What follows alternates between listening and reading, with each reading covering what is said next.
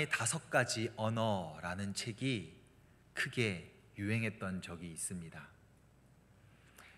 이 책이 많은 사람들의 사랑을 받았던 이유는 사람들 사이에 사랑이라는 언어가 참 다를 수 있구나라는 공감을 얻었기 때문입니다. 누군가는 인정하는 말을 사랑으로 받아들였고, 누군가는 선물, 누군가는 함께하는 시간, 또 누군가는 봉사, 또 누군가는 스킨십 등으로 각자의 사랑을 표현할 수 있구나라는 것을 대중들이 알아가게 했던 중요한 책이었죠. 나는 선물을 사랑의 언어로 생각하는데, 남편이 혹은 아내가 내가 1만 개의 명품백보다 더 중요하지 않냐 하면 사랑의 공감이 되지 않는 거죠. 나는 인정을 사랑으로 받는데, 인식하는데 계속 잔소리하고 계속 바가지를 긁고 하면 서로가 사랑하지 않는다라고 생각할 수 있었던 것입니다. 강아지의 언어를 강아지의 언어로 대해야 되는데, 그 강아지를 계속 고양이의 언어로 대하다 보니 서로 소통이 되지 않았고 서로 사랑하지 않는다고 생각했던 그런 많은 이들에게 이 책은 여러 가지 의미에서 울림을 주었습니다. 그래서 이 책에 많은 중요한 내용들이 있지만 한 문장으로 정돈하자면, 내가 중심이 아니라 타인을 중심으로 생각해 보자. 내가 사랑받는, 내가 사랑하는 방식으로 남을 사랑하면 그것이 때로는 폭력이 될 수 있고, 그것이 때로는 진부함이 될 수 있고, 그것은 때로는 굉장히 머뭇거림이 될 수 있다는 것이죠. 근데 사랑의 5가지 언어가 아니라 사실 이 세분화해보면 100가지도 넘을 듯합니다. 누군가는 이 폭력성을 띠는 듯한 이 격렬한 포옹도 사랑으로 받아들일 수 있고, 제가 아침에 이제 일어나면 두 아이를 꽉 껴안아 주거든요. 그러면 아빠 싫어, 저리 가 하고 그래요. 저는 그게 너무 사랑해서 그냥 깨물어주고 싶어하고 이렇게 안아주는데 그게 싫다는 거죠. 근데 제가 너무 귀여워서 이게 한 번씩은 귀를 깨무는데 싫대요. 아빠 저리 가 그래요. 아빠 면도 좀 하고 와 그러고. 이 사랑의 언어가 다를 수 있다는 겁니다. 그런데 사실 이 사랑에만 언어가 있는 것이 아니라 이 세상에는 정말 많은 언어들이 있습니다. 이 입을 통하여 나오는 한국어, 중국어, 일본어라는 그 언어를 넘어서는 언어가 있는 것이죠. 눈으로도 사람을 죽일 수 있습니다. 눈의 언어로요. 경멸의 언어를 눈으로 표현할 수 있습니다. 행동으로도 언어를 표현할 수 있죠. 그리고 입술로도 표현할 수 있습니다. 그래서 한국말을 한다고 해서, 한국어로 서로 소통이 가능하다고 해서 그 서로의 언어가 통하는 것이 결코 아닙니다. 또 반대로 언어가 달라도 외국인들과 충분히 마음이 통할 수도 있는 것이죠. 그래서 오늘은 저와 여러분들이 이 커다란 의미에서의 언어를 이웃 사이에서, 그리고 하나님과의 관계에서 나는 어떠한 언어를 사용하고 나는 어떠한 언어를 견지하고 그 태도를 가지고 있는지를 한번 함께 살펴보고자 합니다. 오늘 나누었던 창세기 11장 바벨탑 사건은 독립적으로 주어진 사건이 아닙니다. 지난주 우리 사무엘 목사님과 함께 나누었던 노아의 홍수 이후에 이제 9장부터 11장까지의 그 노아의 족보가 이어져 가는데, 그 노아의 족보가 이어져 가면서 한 사람을 등장시키기 위하여, 그 아브라함을 등장시키기 위하여 긴 명단을 작성하던 중에 이러한 일이 있었다 하고 삽입 형식으로 이 바벨탑 사건이 들어가 있습니다. 노아의 홍수 이후에 하나님께서는 노아에게 이렇게 말씀하셨습니다.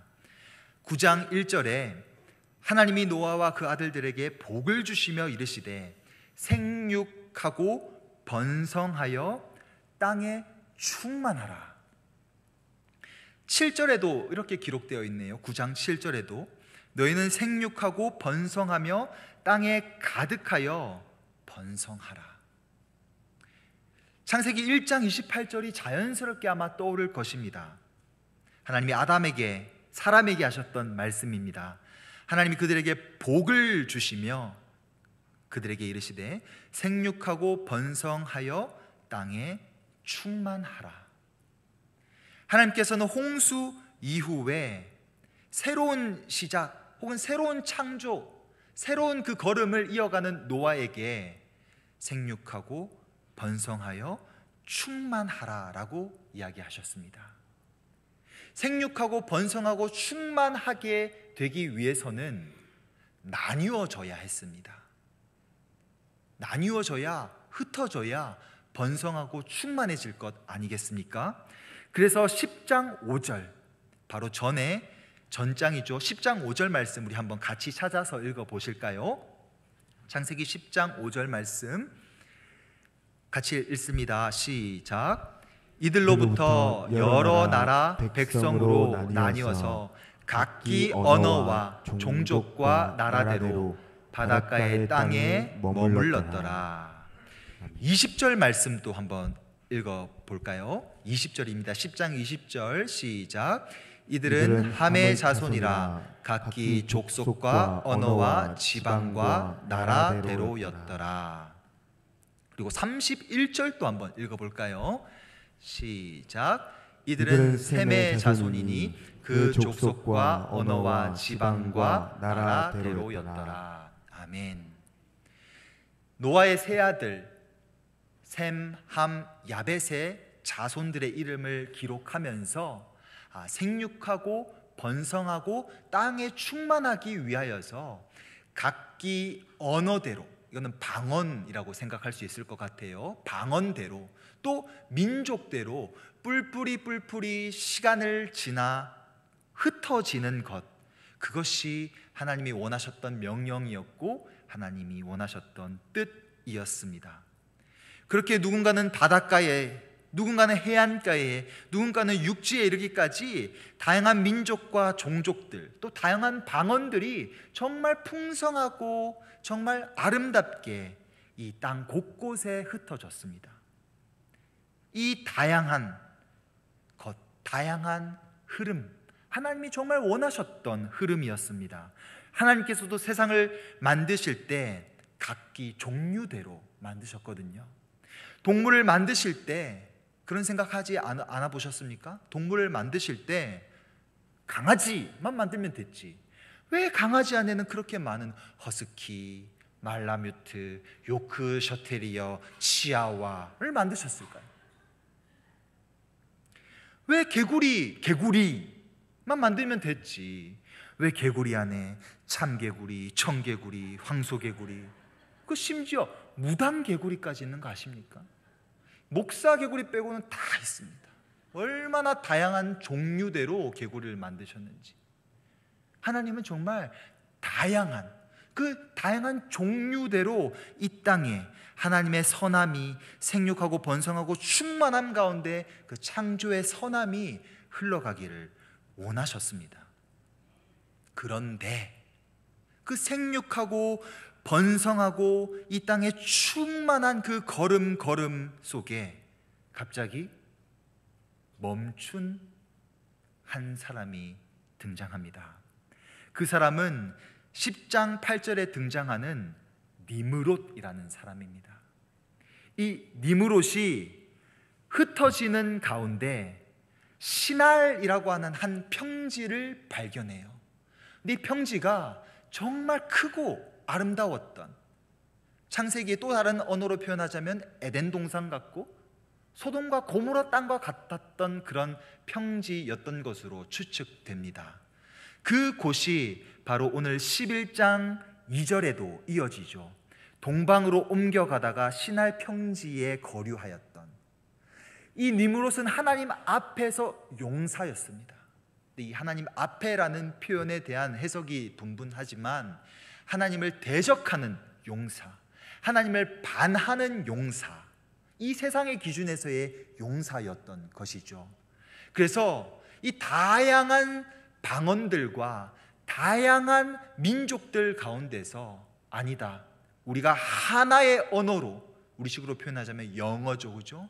하나의 언어로, 하나의 힘으로 획일화된 거대한 제국을 건설해 보자 라고 마음을 모아 그 힘이 있는 사람들을 하나 둘 모으기 시작합니다. 자신들의 우월함을 드러내기를 원했던 것이죠.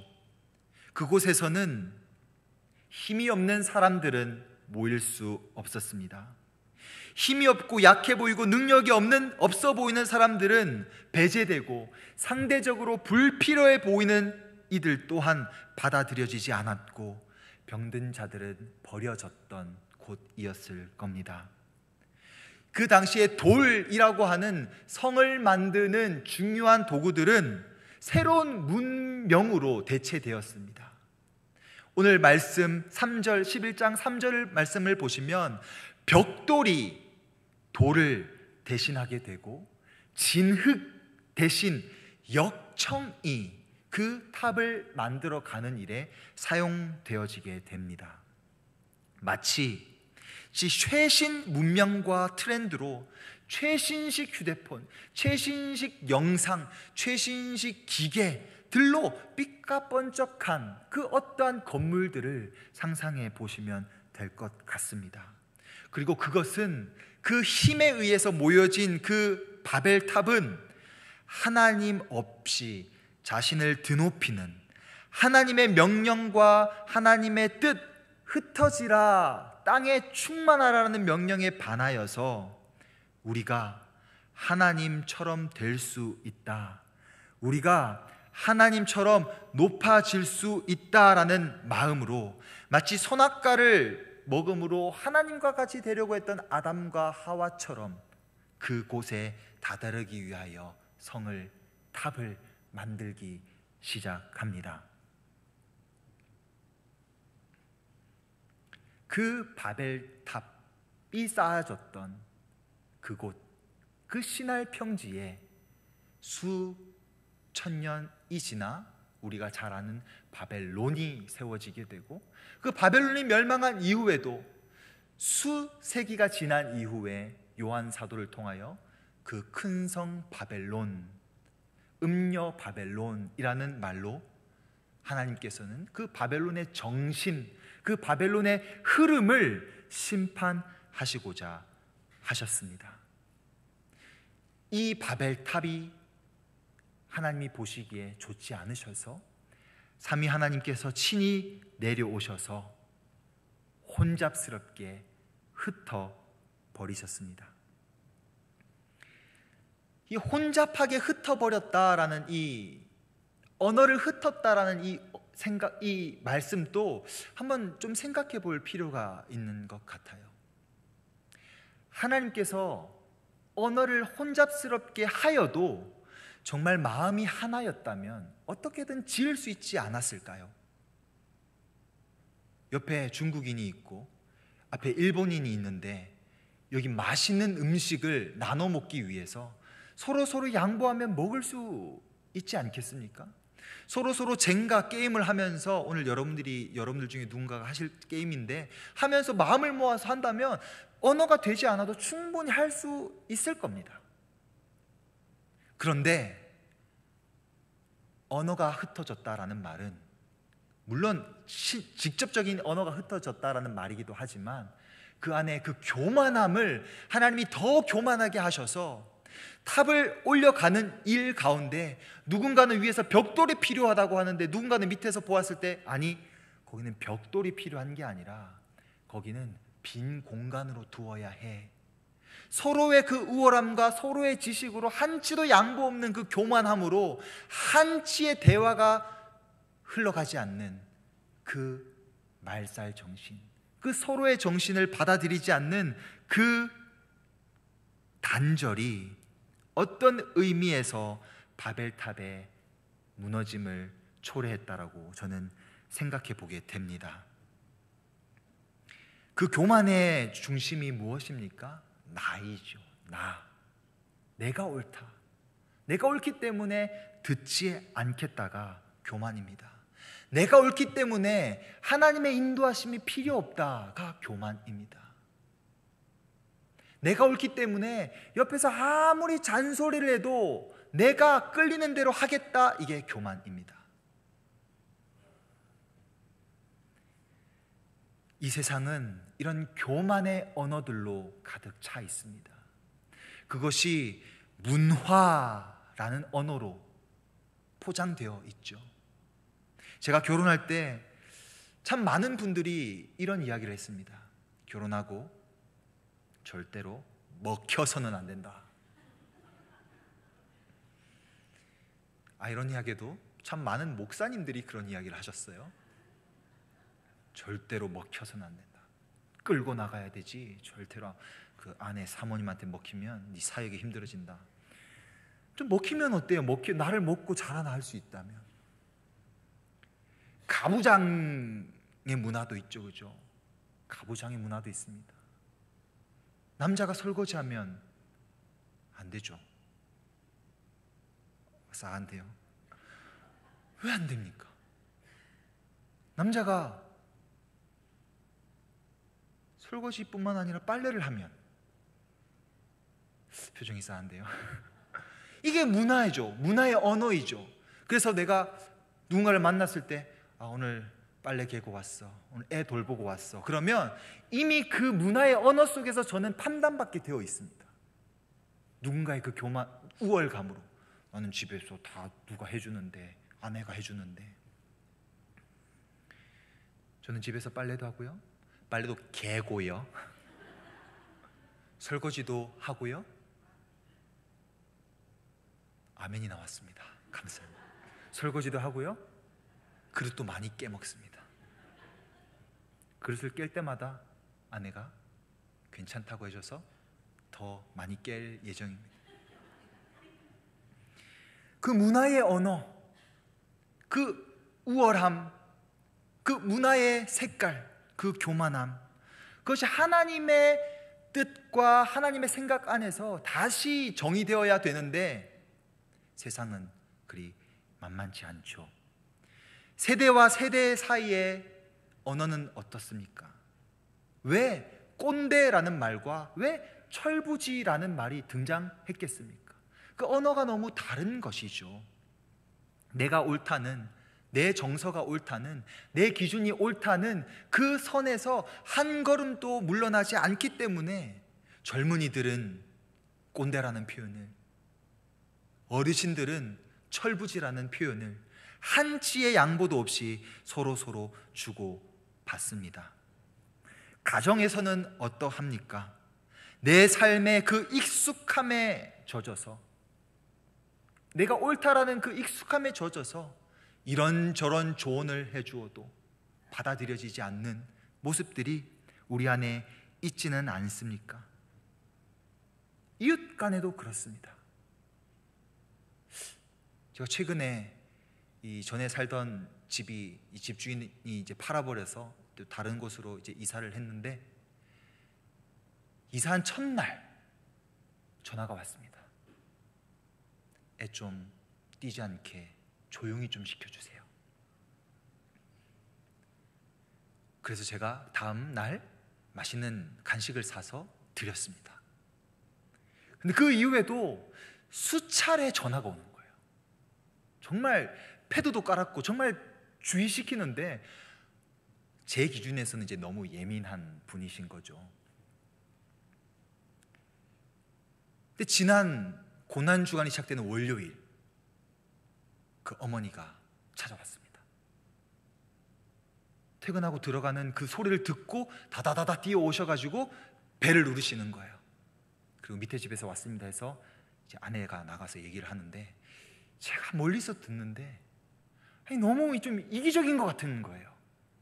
그래서 제가 아줌마! 그랬습니다. 더 이렇게 얘기하고 싶은데 아내가 저도 좀 다혈질적인 부분이 있어서 이 주님 만나지 않았으면 정말 큰일 날 뻔한 사람이었는데, 내가 얘기하겠다 해가지고 이제 아내가 이야기하는데, 너무 그 순간 고난주간이 시작되는 그 첫날을 제가, 이런 표현을 써도 되는지 모르겠지만, 말아먹었습니다. 얼마나 신경이 쓰이던지요. 그 아줌마라는 말 속에, 아줌마죠. 그 밑에 집도 이 9살 아이를 키우고 있는 분이었거든요. 아줌마지만 그 아줌마라는 그 세 마디 안에 당신만 사람이야, 나 좀 살자, 집이 편하지가 않다, 니만 애고 내는 애가 아니냐, 이 다양한 이 말들이 그 아줌마라는 말 속에 들어가 있었던 거잖아요. 그죠? 그 짧은 언어 속에. 그런데 그 아줌마를 보낸 이후에 제 마음이 너무 불편한 거예요. 생각을 하게 됐어요. 생각이 막 나뉘어지게 됐습니다. 먼저는 그 이전 살았던 집 밑에 분들이 얼마나 많이 배려해 주시고 참아주셨나 하는 감사의 마음이 생겼고, 또 거꾸로 내가 이 역 상황을 경험하지 못해서 쉽게 내가 생각했던 것은 아닌가 하면서 반성도 하게 되고, 그래서 다음날 또 과자를 사줘야 되나 생각이 막 이리저리 나뉘게 되더라고요. 그런데 그 나뉘게 되는 그 시작이 바벨탑을 하나님이 흩으시고 하나님이 나뉘시고 하셨던 일과 똑같은 절차였다라는 것을 생각해 보게 되었습니다. 왜냐하면 생각이 나뉘어지지 않으면 계속 나만의 그 고집과 아성으로 그 크고 흔들리지 않는 아성을 만들어 가게 되거든요. 어떤 일이 생겨서, 하나님의 은혜가 생겨서 다시 흩어져서, 뿔뿔이 흩어져서 다시 하나님의 복이 흘러가게 된다면 그것이 복일 수 있는 것 아니겠습니까? 그래서 어떤 일이 됐든 내가 생각하고 있는 그 일과 그게 마찰이 됐든, 그게 내가 생각했던 것과 다른 어떤 커다란 부딪힘이 됐든 갈등이 되었든 생각이 나뉠 수 있다는 것은 그 시작이 하나님이 원하셨던 나뉘어짐, 흘러감으로 연결될 수 있다는 사실을 기억해 보게 됩니다. 그래서 바벨탑은 분명 욕망으로 시작된, 교만으로 시작된, 고집으로 시작된, 배제와 포용이 하나도 없는 그 아성으로 똘똘 뭉쳐졌던 성이었지만, 하나님께서는 그곳에서 또 새로운 시작으로 사람들을 흩으시고 사람들을 온 지면에 흩으심으로 그 흩어짐 가운데 한 사람이 세워지게 됩니다. 그 사람이 누구일까요? 조금 이따 살펴보도록 하겠습니다. 다시 10장으로 돌아가서 니므롯이 시날 땅에 머물러 그 바벨탑을 쌓기 위하여 강한 사람들, 힘 있는 사람들을 하나 둘 모으기 시작할 때 그 곳을 건너 지나가는 한 사람이 있었습니다. 그 사람은 셈의 자손 중 에벨이라는 사람이었습니다. 10장 21절 말씀을 보시면 셈은 에벨 온 자손의 조상이다 하면서 에벨을 강조합니다. 그 앞에 족보에서는 니므롯을 강조했다면 여기에서는 에벨을 강조하고 있습니다. 그리고 또 지나가다가 24절에서는 셀라는 에벨을 낳았으며 25절에서는 그 에벨이 두 아들을 낳았다 하면서 잠깐 시선을 에벨에게 멈춥니다. 낳고로 흘러가다가 잠깐 에벨에게 시선이 머물러요. 그리고 그 에벨이 두 아들의 이름을 이렇게 짓습니다. 하나는 벨렉이요, 그 벨렉은 세상이 나뉘었다라는 뜻을 가지고 있고요. 그 아우 이름은 욕단인데 그 욕단은 겸손하다, 겸손한 자라는 뜻입니다. 그럼 에벨은 무슨 뜻일까요? 에벨은 지나가는 자, 건너가는 자라는 뜻입니다. 이 아바르라는 말에서 나온 뜻인데요, 지나가는 자, 건너가는 자라는 뜻을 가지고 있습니다. 하나님이 왜 에벨에게 시선을 멈추고 있을까요? 에벨은 그 시대적으로는, 시간적으로는 조금의 차이가 있을 수 있겠지만 시날 땅에서 점점 높은 아성이 세워져 가고 있을 때에 그 교만함과 우월함과 배제와 관용이 하나도 없는 그 문화와 그 성이 견고히 세워져 가고 있을 때에 에벨도 그곳에 들어가고 싶은 마음이 없었겠습니까? 그러나 그는 아들들의 이름을 나뉘어진 자, 겸손한 자라고 짓기까지 시선을 그곳에 두지 않았습니다. 그곳을 건너갔습니다. 그곳을 지나갔습니다. 무시하고 지나갔다는 게 아닙니다. 그래서 저는 지나갔다라는 표현보다는 건너가다라는 표현이 더 좋다고 생각하는데, 어떤 담대한 결단이 있어야 되고 유혹과 어려움이 있지만 그 가운데도 원하는 방향과 목적을 향해서 건너가겠다라는 의지가 이 에벨이라는 이름 속에 담겨 있기에, 저는 이 에벨이 보여준 이 작은 믿음이 아이들도 우리는 나뉘어져야 된단다, 저곳에 모여서는 안 되고 나뉘어져야 돼, 하나님의 흐름과 하나님의 뜻을 따라서 생육하고 번성하고 충만해지기 위해서는 우리가 나뉘어져야 된단다라는 그 마음과 겸손하게, 교만할 것이 아니라 겸손하게 우리의 삶을 살아가야 된단다, 그 에벨의 믿음이 너무나 귀한 것 아닐까 생각해 봅니다. 그래서 떠남이, 그 나뉘어짐이 때로는 하나님의 말씀에 순종이 될 수 있기에, 이 시대의 문화의 언어, 때로는 가정 사이에서 남편과 아내 사이에, 자녀들과의 관계에서의 그 여러 가지의 언어, 세대와 세대 사이에서의 그 언어를 내가 옳다, 내가 교만하여 우월하다라는 생각이 아니라 그것을 넉넉히 하나님의 뜻 안에서 건너갈 수 있는 에벨과 같은 자들이 되어야 된다라고 하나님께서는 오늘 이 바벨탑 사건 이전에 에벨을 보여주심으로 저와 여러분들도 이 세상 속에서 또 한 명의 에벨이 되어져야 된다고, 건너가는 자가 되어져 가야 된다라고 하나님이 알려주고 계신다 믿습니다. 그 에벨에게서 태어난 또 한 사람이 바로 10장, 11장의 바벨탑 사건을 지나 시선이 모여지는 아브라함이라는 사람이지요. 이 아브라함은 어디에서 살던 사람이었습니까? 물론 창세기와 사도행전 7장에서의 그 설명이 조금의 차이가 있지만 그래도 사도행전 7장이 좀 더 정확하다라고 판단하여 표현해 드리자면, 아브라함이 메소포타미아에 있을 때, 곧 갈대아 사람의 땅에 있을 때 하나님의 영광이 그에게 보여 내 고향과 친척을 떠나 내게 보여줄 땅으로 가라. 이 갈대아의 다른 이름이 바벨론입니다. 갈대아 사람이 바벨론이거든요. 갈대아 우르, 그 바벨론의 그 흐름이 여전히 존재하고 있는 그 바벨 땅 가운데서, 그 갈대아 땅 가운데서 친척과 고향과 익숙한 것들이 얼마나 많이 있었겠습니까? 고고학적으로도 우르는 지금으로 표현하자면 이 뉴욕, 우리식으로 표현하자면 그 강남 정도 되는 굉장히 핫한 도시였습니다.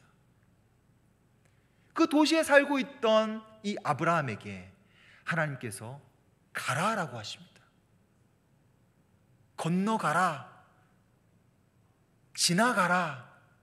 이곳, 이 문화, 이 흥해 보이는 문화와 흐름이 아니라 내가 너에게 보여줄, 내가 너에게 기대하는, 너를 통하여 새롭게 만들고자 하는 이 땅에 번성하고 충만할, 너를 통하여 만인의 복이 너를 통하여 흘러갈 그 복을 붙들고 가라라고 말씀하실 때에 아브라함이 무엇다 지금 뭘 하시는 겁니까?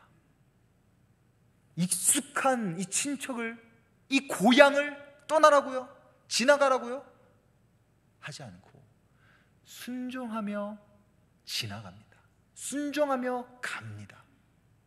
그리고 그 아브라함을 많은 사람들이 뭐라 표현하냐면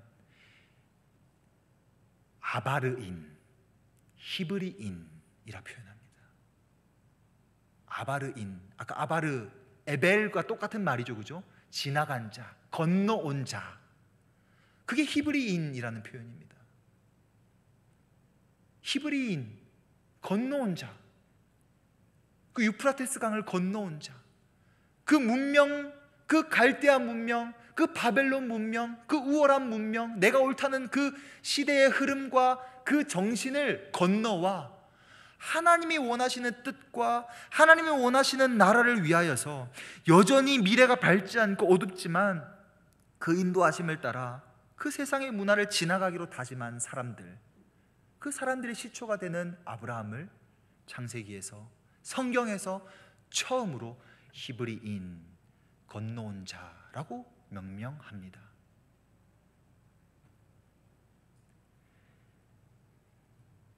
이 땅에 히브리인은 누구일까요? 이 땅에 건너가는 자는 누구일까요? 하나님의 뜻과 하나님의 나라와 하나님의 그 복을 위하여서 내가 옳다고 생각하는 것을 내려놓고 하나님이 원하시는 그곳을 향하여 갈 수 있는 사람이 누구일까요? 내 생각에는 아줌마 하고 화가 내야 되지만 하나님이 기도 가운데 계속 마음을 주셔서 내가 잘못했다고 용서를 구하고 내가 잘못했다고 엎드릴 수 있는 그 한 사람,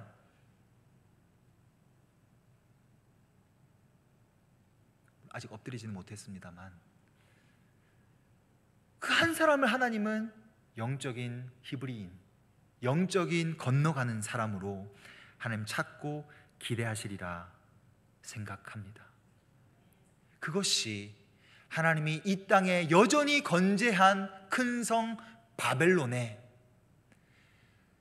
하나님의 나라를, 하나님의 뜻을, 하나님의 의지를 전하기 위하여 택하신 아브라함의 후손들, 그런 저와 여러분을 통하여서 이 큰 성 바벨론을 무너뜨리시고 아름다운 하나님의 성 시온성 예루살렘을 만들어 가시고자 하시는 그 하나님의 위대하고 놀라우신 뜻과 섭리를 저와 여러분들이 믿고 의지하며 때로는 순종하며 때로는 낮아지며 때로는 져주며 때로는 이해하며 때로는 받아들이며 때로는 대화를 통하여서 하나님의 그 마음이 흘러가기를, 이웃들 간에 흘러가기를, 세대와 세대 간에 흘러가기를, 우리 가정에 흘러가기를 간절히 원합니다.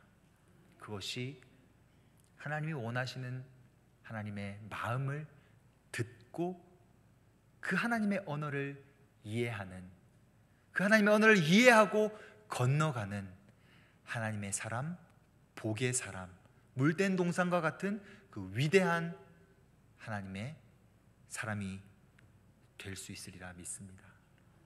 말씀을 마무리합니다. 앞서 소두에 말씀드렸던 것처럼 같은 말, 한국말을 쓴다고 언어가 통하는 것 절대 아닙니다.